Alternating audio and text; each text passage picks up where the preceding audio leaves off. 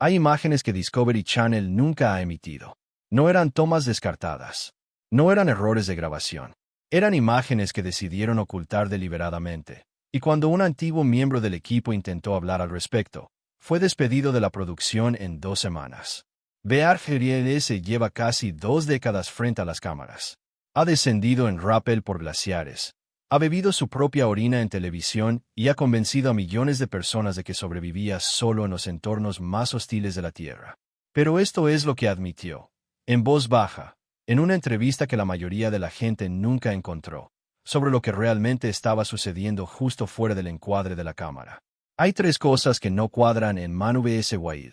La primera es logística. La segunda involucra a un miembro del equipo que desapareció de los créditos a mitad de temporada sin explicación. Y la tercera, es la razón por la que Discovery guardó silencio en 2012 y nunca lo ha abordado por completo desde entonces. Vamos a abordar los 3 puntos. Pero para entender por qué todo esto importa, necesitas comprender qué era lo que realmente te estaba vendiendo el programa. Cuando Manu vs. Wade se estrenó en 2006, no solo se convirtió en un éxito. Se convirtió en un sistema de creencias. La gente no veía a Bear GLS como a otros presentadores de programas de supervivencia. Lo veían como a alguien en quien confían plenamente. Era un exmiembro de las Fuerzas Especiales Británicas. Había coronado el Everest a los 23 años. Era auténtico, y Discovery supo perfectamente cómo presentarlo de esa manera. El programa comenzaba cada episodio con la misma promesa. El siguiente programa contiene situaciones peligrosas. Bear GLS es un experto en supervivencia. No intente imitar lo que ve. Esa frase nunca estuvo ahí para proteger a los espectadores. Su función era proteger a Discovery. Porque para 2007, ciertos aspectos de los escenarios de supervivencia de Bear solo en la naturaleza empezaban a parecer extraños. No de forma dramática, sino sutil. El tipo de error que un ojo experto detecta, pero que millones de espectadores ocasionales pasan completamente por alto. Un instructor de supervivencia llamado Les Stroud fue el primero en darse cuenta. Luego, un puñado de personas del equipo de producción. Y, lo que es crucial, un periódico escocés consiguió algo que no debía tener. Y lo que reveló no solo avergonzó a Bear GLS, sino que hizo añicos toda la estructura que Discovery había construido. Pero antes de llegar a lo que sucedía en esa historia, entiendan esto, el hotel ni siquiera fue lo peor. El hotel era simplemente la parte que no podía negar. En 2007, el Sunday Mail de Escocia publicó un reportaje citando fuentes internas de la producción de Manu vs. Wade. La afirmación era específica. Bear GLS, el hombre que supuestamente sobrevivía solo en la Sierra Nevada, había pasado al menos una noche, posiblemente más, en un cómodo albergue mientras la producción hacía pausas entre los días de rodaje. La respuesta inicial de Discovery fue el silencio. Luego, una declaración cuidadosamente redactada que no desmentía los hechos. Después, cuando la noticia llegó a los medios estadounidenses, emitieron un comunicado que repetía la frase por razones de seguridad y logística más veces de las que debería. El propio Bear acabó confirmándolo. Parcialmente, a regañadientes, de una manera que respondía con lo mínimo indispensable, aparentando al mismo tiempo cooperación. Dijo que el programa siempre fue una guía de técnicas de supervivencia más que una experiencia de supervivencia en solitario en tiempo real. Lo cual suena razonable, hasta que vuelves a ver la narración. Llevo 3 días sola aquí fuera. Mi única preocupación ahora mismo es pasar la noche. Nadie viene a ayudarme. Esas no son las palabras de un hombre que está haciendo una demostración técnica. Son las palabras de alguien que quiere que creas que está realmente solo, que realmente corre peligro y que realmente sobrevive por instinto. No estaba solo. Nunca estuvo solo. Ahora bien, aquí es donde la mayoría de la gente se detiene. Dicen, vale, la telerrealidad era falsa. Ya lo sabíamos. Pasemos a otra cosa.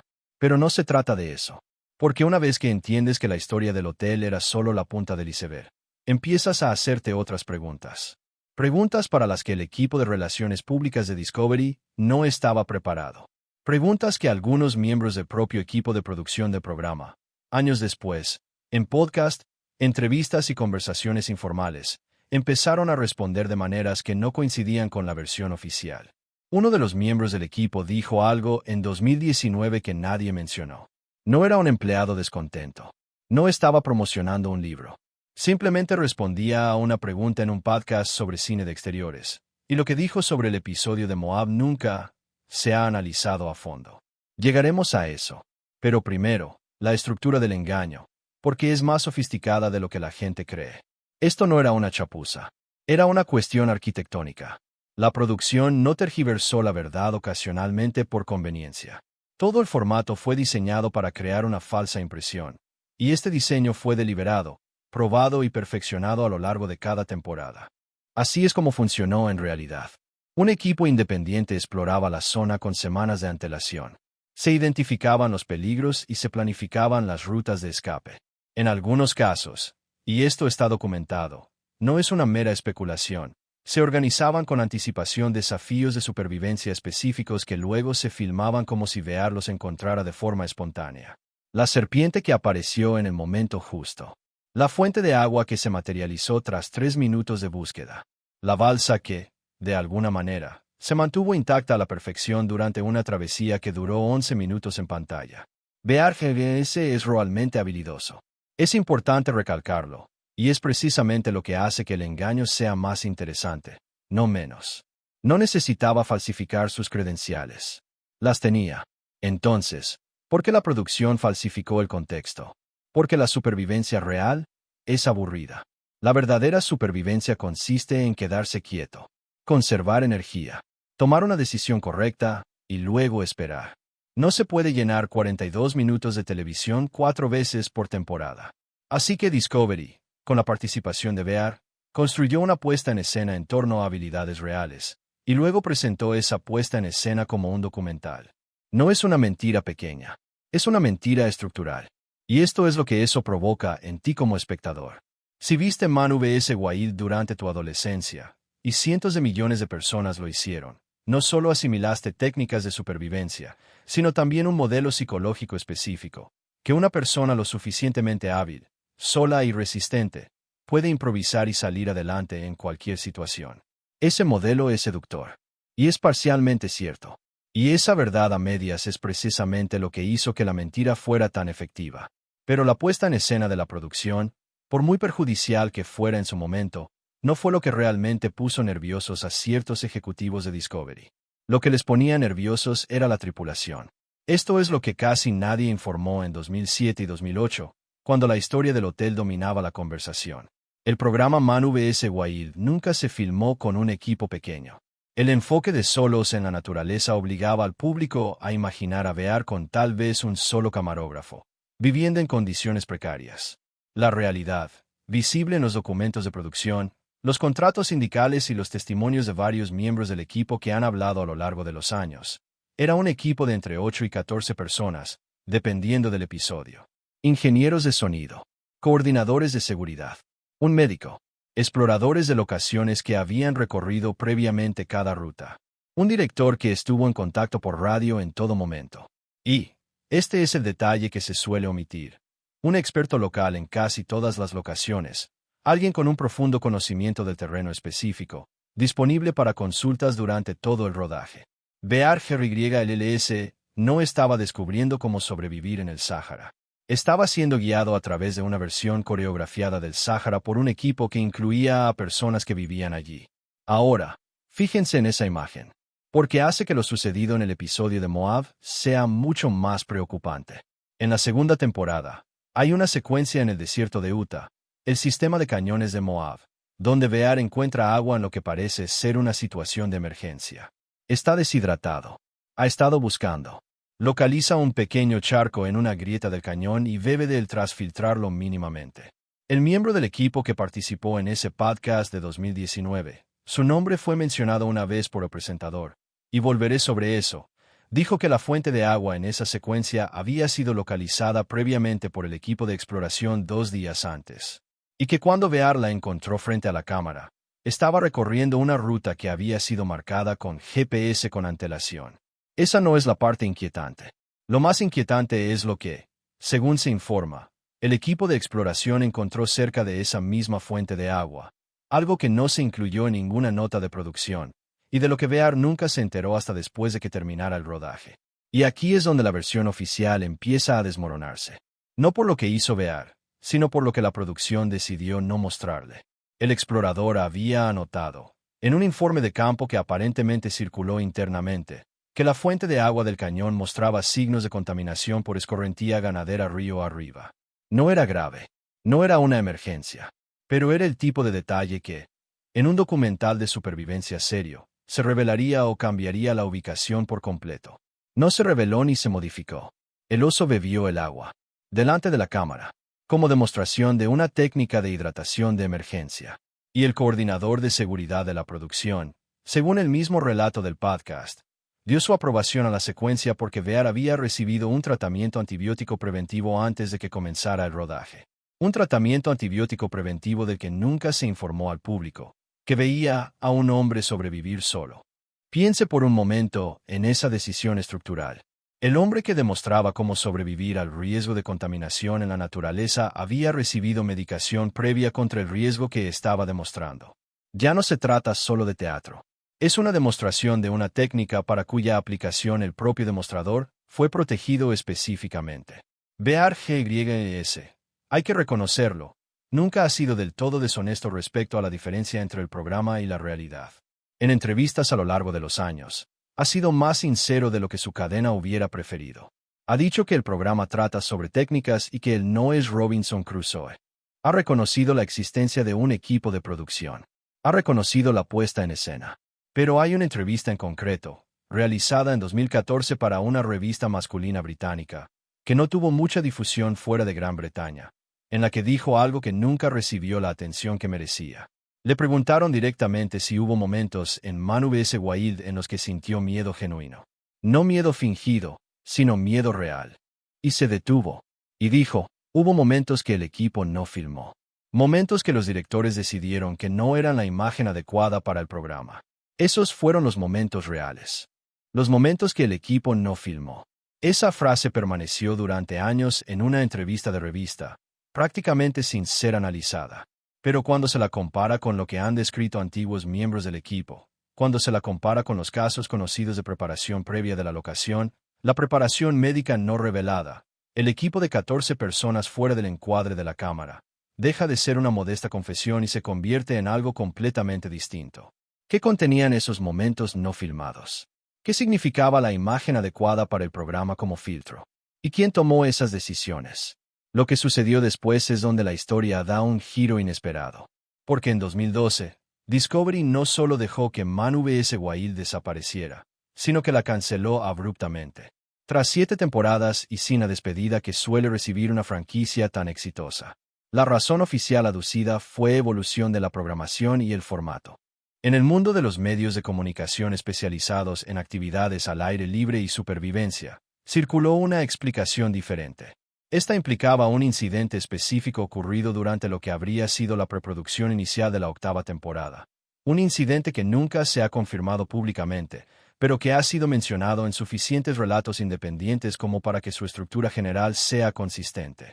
Durante las pruebas de localización en una región del sudeste asiático, las versiones varían entre Filipinas e Indonesia. Un equipo de reconocimiento previo se topó con una situación que puso al descubierto la solidez de la infraestructura de seguridad del programa de una manera que, de haberse hecho pública, habría destruido por completo la premisa de supervivencia sobre la que se construyó la franquicia. Los detalles aún no se han concretado. Lo que sí es consistente en varios relatos es lo siguiente. El equipo de exploración evaluó que un escenario que se estaba desarrollando para una secuencia de supervivencia de Bear GYLS conllevaba un riesgo real e inaceptable, y la decisión sobre cómo manejar ese riesgo puso al descubierto un desacuerdo fundamental dentro de la producción sobre cuánto de lo real estaban dispuestos a incorporar. Tras años de eliminar el riesgo real de un programa sobre cómo sobrevivir a un riesgo real, la producción había perdido su calibración interna sobre cómo era realmente el riesgo real. Eso no es un escándalo. Es algo más interesante. Se trata de una institución que había sustituido la realidad por la actuación de tal manera que ya no podía distinguirlas. Y Bear GYS, el hombre que estaba en el centro de todo, era, según la mayoría de las opiniones, la persona que más se encontraba atrapada entre esos dos mundos. Porque es realmente talentoso. La cima del Everest es real. El servicio SAS es real. La capacidad física que los espectadores vieron en pantalla es real. Lo que no era real era el marco que Discovery construyó a su alrededor. Y Bear, durante años, vivió dentro de ese marco sabiendo exactamente cómo estaba construido. En una aparición en un podcast en 2021, dijo algo sutilmente devastador sobre su relación con el programa en sus últimos años. Dijo que se había convertido en un personaje y que existía una versión de Bear Grylls que vivía en televisión y otra que existía en privado, y que la distancia entre ambas se había vuelto incómoda. Incómodo. Esa es una palabra extraordinariamente cuidadosa para un hombre que no se caracteriza por la discreción. Pero el verdadero problema no eran las pruebas que la gente veía, sino las que ignoraban. Porque, ocultas a plena vista, a lo largo de las 7 estaciones, estaban las señales. Y una vez que las ves, no puedes dejar de verlas. Fíjense en la iluminación de las secuencias nocturnas. No en las tomas con linterna, sino en los planos generales. La temperatura de color es uniforme, algo que no se ve en el crepúsculo natural. Esos planos se filmaron en condiciones controladas y se integraron en la narrativa de supervivencia. Fíjense en las manos de Bear. En situaciones reales de supervivencia en la naturaleza, las manos lo dicen todo. Piel agrietada, uñas sucias que no se limpian. El daño acumulado por la exposición ambiental real. Las manos de Bear, a lo largo de cientos de horas de grabación, no muestran esa evolución. Se restablecen entre episodios, y a veces incluso dentro de ellos. Presta atención al sonido. El auténtico audio de la naturaleza salvaje por la noche es o bien un silencio absoluto o una complejidad abrumadora. Lo que oyes en las secuencias nocturnas de Manu vs. Wild está procesado, equilibrado y superpuesto de forma que requiere un estudio de sonido. Los grillos son los adecuados. El viento tiene la intensidad justa. La textura ambiental está optimizada para lograr un efecto emocional. Nada de esto es casual. Todo es fruto de la maestría. Y todo estaba orientado a un único objetivo: hacerte sentir que estabas viendo algo real. Esto es lo que Bear Grylls admitió en realidad, no en una sola confesión dramática, sino en la acumulación de pequeños reconocimientos a lo largo de 15 años de entrevistas, apariciones en podcast y pasajes de libros que la mayoría de los espectadores nunca relacionaron para formar una sola imagen. Admitió que el equipo siempre estaba presente. Admitió que algunas escenas estaban preestablecidas. Admitió que a veces se alojaba en otros lugares entre rodajes. Admitió que en pantalla interpretaba un personaje distinto a su persona en privado. Admitió que hubo momentos que las cámaras decidieron no captar. Consideradas por separado, cada una de estas admisiones suena como una muestra razonable de transparencia sobre la realidad de la producción televisiva. En conjunto, describen un programa que se presentaba como documental y funcionaba como ficción, con una persona real en el centro que era genuinamente capaz de todo lo que demostraba, en condiciones que nunca fueron realmente las que se mostraban. Y ese es el extraño dolor que subyace en todo esto. Porque sus habilidades eran reales. Sus conocimientos eran reales. Si Bear Grylls hubiera sido abandonado, literalmente abandonado, solo la Sierra Nevada, probablemente habría sobrevivido. Tiene el entrenamiento. Tiene los instintos. Tiene la capacidad física. Pero Discovery no creó un programa sobre lo que Bear Grylls podía sobrevivir. Creó un programa sobre cómo el público necesitaba creer que era la supervivencia. Y Bear se convirtió en el instrumento de esa creencia. Lo suficientemente hábil como para hacerla creíble, lo suficientemente carismático como para hacerla convincente y lo suficientemente cómplice en su construcción como para nunca destruirla por completo. El miembro del equipo del podcast de 2019.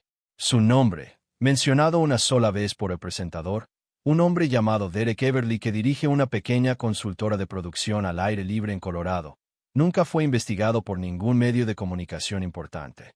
Lo que dijo, en su contexto completo, fue lo siguiente, que en la secuencia de Moab, la ubicación del agua había sido previamente marcada, la contaminación registrada y evaluada internamente en cuanto a riesgos, y Bear había recibido medicación como medida de precaución. Pero añadió un detalle que, según dijo, nunca antes había mencionado públicamente. Dijo que, después de filmar la secuencia, le informaron a Bear sobre el informe de contaminación. Y su respuesta, no al equipo, ni a la producción, sino en voz baja, al médico presente en el lugar, fue: ¿alguna vez fue realmente peligroso? Según este relato, el médico no respondió. Bear no lo empujó. Y se trasladaron al siguiente lugar.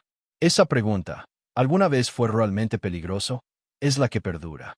Porque si eliminas la puesta en escena, los hoteles, el equipo de 14 personas, las rutas GPS premarcadas y los tratamientos con antibióticos, lo que te queda es un hombre que pasó 7 temporadas simulando sobrevivir para una audiencia de cientos de millones de personas, y que tal vez terminó esa racha con la sincera incertidumbre de cuánto de lo que hizo habría funcionado si hubiera sido real.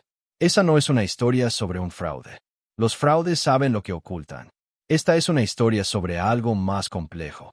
Un hombre con verdaderas habilidades que fue introducido en una máquina diseñada para hacer que esas habilidades parecieran más espectaculares de lo necesario, y que, con el tiempo, pudo haber perdido la noción entre el desempeño y la capacidad. Manu vs. Wild todavía se transmite, todavía se ve, todavía se recomienda a los niños por padres que lo recuerdan como el programa de supervivencia. Los episodios no han cambiado.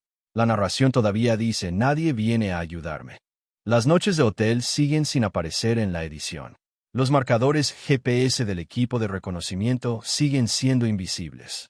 IBRGS sigue ahí, ahora en Netflix, en un formato diferente, con un apoyo a la producción un poco más reconocido y un enfoque un poco más transparente.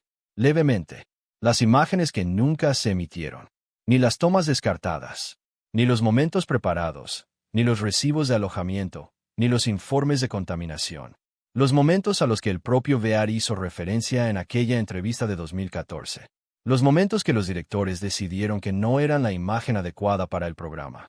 Los momentos que, según su propio relato, fueron los reales. Esos documentos no han salido a la luz. El archivo de Discovery no es público. La productora ha cambiado de manos más de una vez desde 2012. Y si alguien, en algún lugar, todavía tiene acceso a lo que se filmó pero nunca se mostró, a esos momentos en que el encuadre falló y algo improvisado quedó grabado, aún no se han pronunciado. Quizás no lo hagan.